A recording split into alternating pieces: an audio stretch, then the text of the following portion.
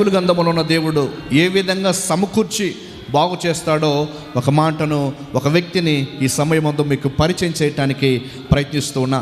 సమూయేలు 2వ గ్రంథము 14వ అధ్యాయము 14వ వచనాన్ని ఒకసారి మీ అందరి ఆలోచన కొరకు, మీ అందరి వినికిడి కొరకు నేను చదవటానికి ప్రయత్నిస్తూ ఉన్నాను. సమూయేలు 2వ గ్రంథము 14వ అధ్యాయము 14వ వచనాన్ని చదువుతూ ఉన్నాను. దయచేసి బైబిల్ కలిగిన వాళ్ళు తెరిచి మీ ముందుంచుకోండి. అక్కడ రాయబడిన మాటలు ఇలా ఉన్నాయి. మనమందరము చనిపోదుము కదా, నేలను వణికిన మీదట మరలా ఎత్తలేని నీటి వలె ఉన్నాము. నా పాయింట్ ఏంటంటే, ఇక్కడ నుండి మీరు బాగా ఫోకస్ చేయండి. అదేమిటంటే, దేవుడు ప్రాణము తీయక తోలివేయబడిన వాడు తనకు దూరస్తుడు కాక యుండుటకు సాధనములు కల్పించుచున్నాడు అన్నాడు.